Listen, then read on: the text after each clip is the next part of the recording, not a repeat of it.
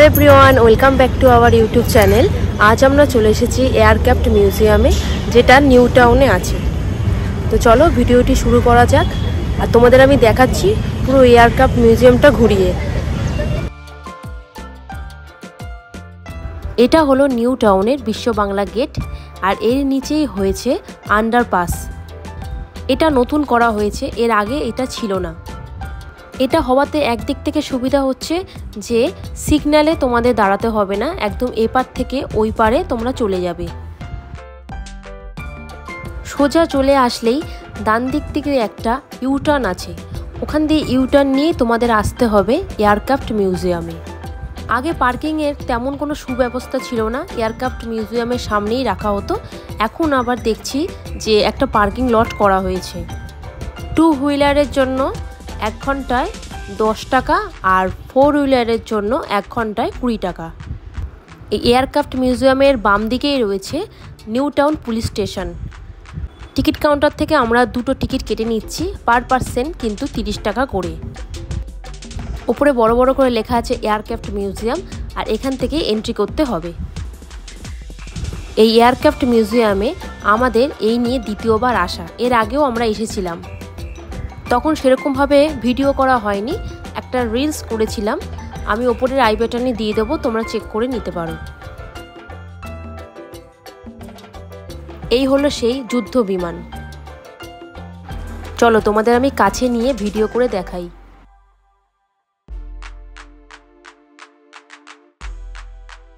এই যুদ্ধ বিমানটার নাম টুফোলেভ 142M।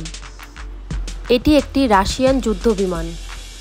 এই যুদ্ধ বিমানটি 29 বছরের পুরনো। 2020 সালে ইন্ডিয়ান নেভি পশ্চিমবঙ্গ সরকারের কাছে এই যুদ্ধ বিমানটি মিউজিয়ামে রাখার দায়িত্ব দিয়েছিল।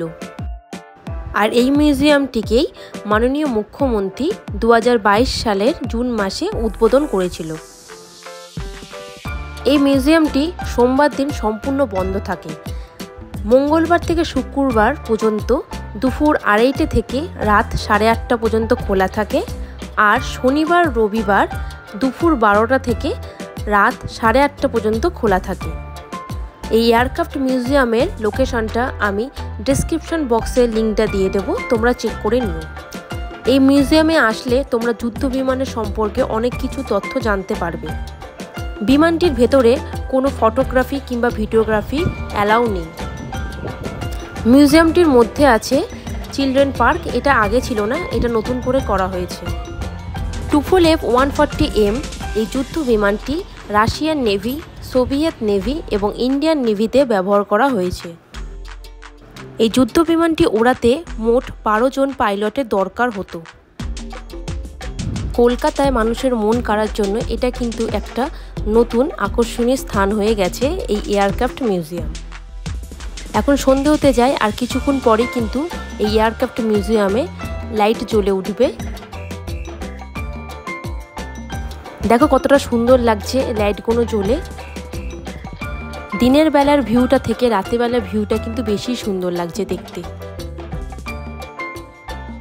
পুরো জায়গাটা ধরে দেখো কি সুন্দর স্পটলাইট আছে। আমার এই ভিডিওটি যদি তোমাদের সত্যিই ভালো লেগে থাকে তো অবশ্যই লাইক করে দিও, আর কমেন্ট করে জানিও যে তোমরা কবে আসবে এই এয়ারক্রাফট মিউজিয়ামে। ভিডিওটি বন্ধুবান্ধবদের সঙ্গে শেয়ার করে দিও, আর আমার এই ইউটিউব চ্যানেলটিকে সাবস্ক্রাইব করে দিও। পাশে থাকা বেল আইকনে প্রেস করে দিও, যাতে সবার আগে তোমাদের কাছে নোটিফিকেশান গিয়ে পৌঁছায়। এয়ারক্রাফট মিউজিয়ামের পাশে কিন্তু দেখো ঝর্ণা স্পটটা রয়েছে, কতটা সুন্দর লাগছে দেখতে। আর এখানে ঢোকার মুখেই কিন্তু কত সুন্দর সুন্দর ফুলের গাছ রয়েছে।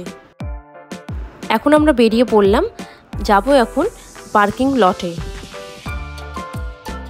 এটা কিন্তু বাইরে দিয়ে দেখো ফোয়ারাটা দেখাচ্ছি, কতটা সুন্দর লাগছে দেখতে। আর এখন দেখো বিশ্ব বাংলা রেস্টুরেন্টে কি সুন্দর লাইট চলে গেছে, কতটা সুন্দর লাগছে দূর থেকে ভিউটা। আমার এই ভিডিওটি ভালো লাগলে অবশ্যই লাইক করে দিও, আর চ্যানেলটিকে সাবস্ক্রাইব করে দিও, আর অবশ্যই কমেন্ট করে জানিও যে তোমাদের কেমন লেগেছে। আর অবশ্যই 15 আগস্টের আগে এখানে ভিজিট করো। আজকের মতো টাটা, দেখা হবে আবার অন্য কোনো নতুন ভিডিওতে। তোমরা সুস্থ থেকো, ভালো থেকো।